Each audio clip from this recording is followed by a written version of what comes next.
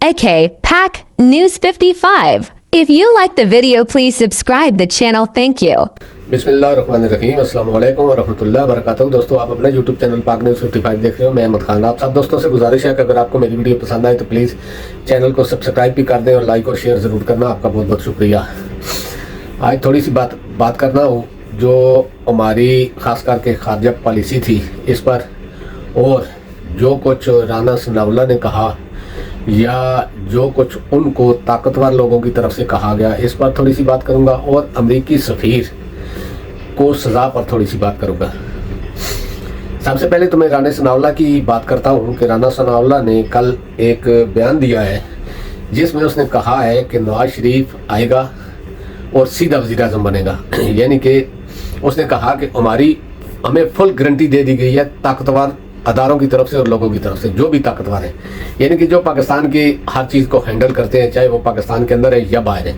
ये राना सनाउल्लाह का बयान है, मेरा नहीं है। इसमें राना सनाउल्लाह ने ये चीज़ कही है, और राना सनाउल्लाह का बयान ये वजह करता है कि पाकिस्तान में कोई लॉ या कोई कानून या कोई भी अवामी एक जज्बात होते हैं या एक अवाम का असाब, यानी जमहूरी मुल्क में जो कुछ होता है वो कुछ भी नहीं है।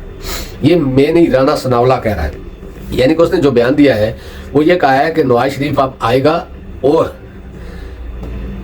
उसके लिए हमें गारंटी दी गई है कि नवाज शरीफ के लिए कोई प्रॉब्लम नहीं है, ज़ीरो है सब कुछ। यानी कि वो सीधा आएगा और चौथी बार वज़ीर आज़म बनने के लिए। ये बात राना सनाउल्लाह ने कही है। इसका यही मतलब है कि जमहूरियत पाकिस्तान में कोई नहीं है, यानी कि पाकिस्तान के लोगों का कोई फैसला, कोई आवाज़ किसी किस्म की कोई नहीं है। सिर्फ वही आवाज़ है जो ताकतवर लोग चाहते हैं, यानी कि ताकत तो अल्लाह के पास है, लेकिन जो ज़मीनी खुदा अपने आप को समझते हैं, नाउज़ुबिल्लाह, वो चाहे पाकिस्तान के अंदर है या बाहर है, बैरूनी ताकतें हैं, वो चाहती हैं कि नवाज शरीफ आए। क्योंकि देखें, इसका मतलब दो निकाले जा सकते हैं। एक तो ये, चलो जो मैंने कहा है। दूसरा मतलब ये है कि वो इस्टेब्लिशमेंट, चाहे वो अंदरूनी है या बैरूनी है, उनका मोहरा बनकर आ रहा है। जिस तरह इसहाक डार आया था जहाज से, यानी कि सरकारी जहाज से गया भी था और आया भी था और फिर भी गया। आया था, पाकिस्तान को तबाह किया, लूटा खसूटा और वापस चले गए। यानी कि उसका मकसद ही ये था कि पाकिस्तान को तबाह करो हर चीज़ में, यानी कि कोई चीज़ ऐसी छोड़ी नहीं है जिसमें पाकिस्तान को इन्होंने ज़ीरो न किया हो। ये PDM की हुकूमत जब आई थी तो आपने देखा था कि उस वक्त पाकिस्तान कैसा था और इनके जाने के बाद कैसा है, जिसका खमाजा PDM हुकूमत का खमाजा अभी भी अवाम भुगत रहे हैं और आगे 10 साल तक भुगतते रहेंगे, क्योंकि आपने हर चीज़ का अंदाज़ा कर लिया है। और अब मैं बात करता हूँ थोड़ी सी हमारी जो खारजा पॉलिसी थी, जिसके वज़ीर खारजा बिलावल थे, जो अपने आप को बहुत तेज़ तराज समझते थे, बहुत बड़ा सियासतदान समझते हैं, यानी कि सियासतदान ख़ानदान से वो समझते हैं कि मैं भुट्टो का नवासा हूँ, मेरी सियासत भी भुट्टो जैसी है। होगी, बिल्कुल होगी, उसकी सियासत बिल्कुल भुट्टो जैसी होगी, लेकिन उसके 15 महीने का खमाजा अब पाकिस्तान इंटरनेशनली और नेशनली तौर पर भुगत रहा है। नेशनली तौर पर भी आप देख लें और इंटरनेशनली तौर पर भी आप देख लें। पहले तो हम कहते थे कि हमारा इंडिया का बॉर्डर सेफ नहीं है, उस पर कशीदगी रहती है, फिर अफगानिस्तान का बॉर्डर, फिर ईरान का बॉर्डर। लेकिन अब मेन चीज़ हुई है, जिस मुल्क के सहारे, अल्लाह के सहारे के बाद जिस मुल्क के सहारे हम खड़े थे वो चाइना था। चाइना की पाकिस्तान के अंदर बहुत बड़ी इन्वेस्टमेंट है। उसके अलावा जो CPEC शुरू किया पाकिस्तान में, ये CPEC चाइना ने किस हिसाब से शुरू किया था कि एक CPEC का रोड खुलेगा, यानी कि बहुत से मुल्कों से इसका ज़मीनी और ये समुद्री रास्ता होगा, बिजनेस होगा। उन्होंने इस पर बहुत ज़्यादा पैसा लाया। लेकिन बिलावल की जो खारजा पॉलिसी है वो सबसे ज़्यादा रही किस जगह पर है? यूरोप में, अमेरिका, यूरोप, इस तरह के मुल्कों में। लेकिन वो सारी फेल हो गई है। या तो फिर ये कुछ गारंटी देकर आए हैं उन मुल्कों में कि हम CPEC को बंद करेंगे, मुझे तो ऐसा ही लगता है, क्योंकि इस पर ना हमारी इस्टेब्लिशमेंट बोल रही है और ना ही किसी और आदमी के थ्रू ये बयान आ रहा है। CPEC के ऊपर और ग्वादर के ऊपर जो सफ़ीर है अमेरिका का, उसका जाना, ये एक चाइना को वार्निंग थी।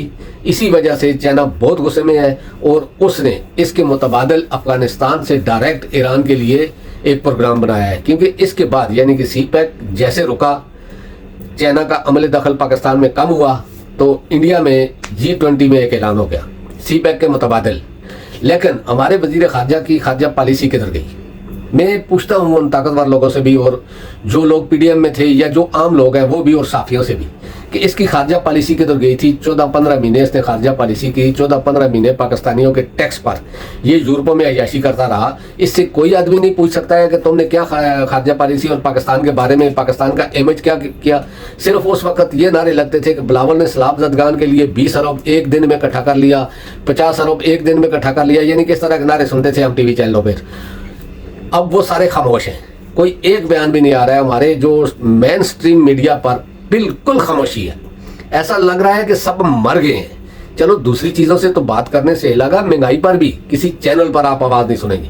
ایسی خاموشی چھا گئی ہے کہ جیسے پاکستان میں صحافی یا میڈیا نام کا کوئی نہیں ہے. صرف سوشل میڈیا پر جو کچھ آ رہا ہے وہ بھی میں کچھ تھوڑے سے بڑے اینکروں کی بھی آواز سن رہا ہوں میڈیا پر بھی, اور لیکن وہ صرف سوشل میڈیا پر, یوٹیوب پر یا اس طرح کی پوسٹوں میں سن رہا ہوں. باقی کہیں سے آواز نہیں آ رہی ہے مہنگائی کے خلاف, لیکن ہونا چاہیے, نہیں ہونی چاہیے, کیونکہ پاکستانی خود نہیں چاہتے کہ مہنگائی پر آواز اٹھائیں.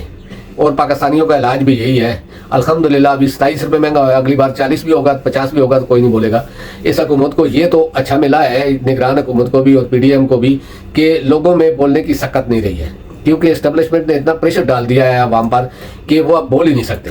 اگر بولنے کے لیے ایک دن نکلیں گے تو 10 دن بچوں کو کھائیں گے کلان سے, جب دہلی لگاتے ہیں تو کھاتے ہیں. اس وجہ سے اس کے بعد تھوڑی سی بات کروں گا نئے آنے والے چیف جسٹس پر. تو قاضی فائز عیسیٰ پر, قاضی فائز عیسیٰ آگے ہیں. نون لیگ کی امیدیں بہت زیادہ بڑھ گئی ہیں. اسٹیبلشمنٹ کو بھی اب, یعنی کہ اسٹیبلشمنٹ کو بھی اب ایسے لگ رہا ہے کہ پاکستان پر ہمارا اب فل کنٹرول ہے. کنٹرول تو پہلے بھی تھا, لیکن کچھ کیس ایسے تھے جن میں تھوڑا بہت ریلیف مل جاتا تھا دوسرے لوگوں کو, لیکن اب ان کو ایک امید لگی. اور نون لیگ کو تو 100% یہ امید ہے کہ قاضی فائز عیسیٰ صرف ہمارے ہیں, باقی پاکستانیوں کے نہیں. تو اب دیکھتے ہیں, قاضی فائز عیسیٰ آئے ہیں. کل عمران خان کا کیس بھی ہائی کورٹ میں ہے, لیکن اسی کے پاس ہے جس نے پہلے اس کیس کو لمکایا تھا. یعنی کہ کیس اصل میں عمران خان کو جیل بھیجنے والے ہی چیف جسٹس ہائی کورٹ اسلام آباد عامر فاروق ہیں. اگر وہ اس طرح کا نہ کرتے تو یہ کیس عمران خان کو سزا ہوتی ہی نہیں, لیکن دلوانی تھی سزا. عمران خان کو دلوانی تھی, عمران خان کو توڑنا تھا, لیکن وہ توڑ تو نہیں سکے. وہ تو اسی طرح ڈٹ کے کھڑا ہے, لیکن پاکستانی ٹوٹ گئے. اس بات سے پاکستانی ٹوٹ گئے ہیں کیونکہ بالکل خاموشی چھائی ہوئی ہے ہر جگہ پر. یہ تو سچ ہے کہ میڈیا پر کوئی آواز باہر نہیں آ رہی, لیکن سوشل میڈیا پر بھی اس طرح کی خاموشی ہے. کسی جگہ سے کوئی احتجاج یا کوئی ریکارڈ نہیں ہو رہا ہے, کسی جگہ سے بھی. پھر قاضی فائز عیسیٰ کے آنے سے اب پتہ چلے گا کہ لا یعنی کہ بڑا ہے یا طاقتور بڑے ہیں. اب اس بات کا پتہ چلے گا کہ چیف جسٹس جو پاکستان کی سب سے بڑی عدالت کا چیف جسٹس ہے, اس کے آگے قانون بڑا ہے یا یہ لوگ بڑے ہیں. اب اس کا فیصلہ ہو جائے گا. اس کے بعد میں بات کرتا ہوں تھوڑی سی جو امریکی سفیر کو سزا ہوئی.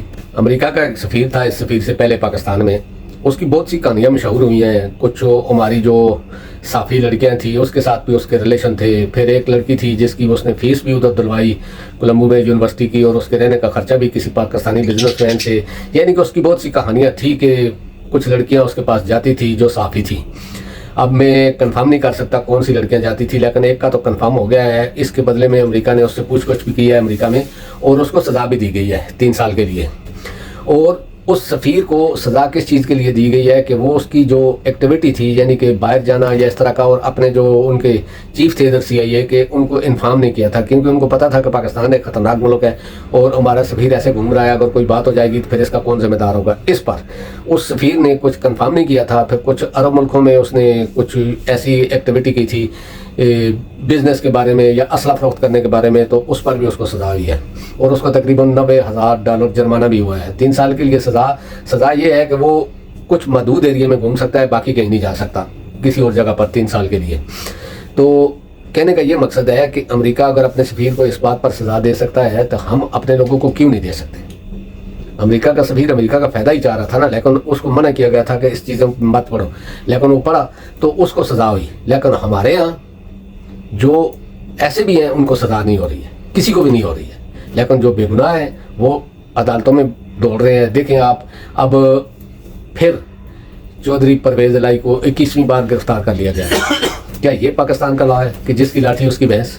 لیکن ایسا چل رہا ہے, کوئی کیس نہیں ہے اس کے اوپر.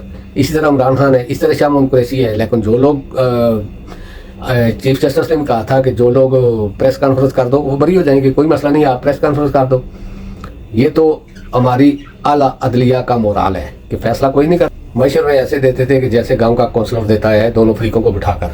یہ عمر عطا بندیال کا میں بات کر رہا ہوں, کیونکہ انہوں نے پاکستان کو تباہ کرنے میں کوئی کسر نہیں چھوڑی, کوئی بڑا فیصلہ نہیں دیا کسی کو, نہ اس کو منہ پر لوگوں نے گالیاں دی لیکن کچھ نہیں ہوا. سپریم کورٹ پر حملہ ہوا, کچھ نہیں ہوا. عدالتوں کو ننگا کیا گیا, ججوں کو, کچھ نہیں ہوا.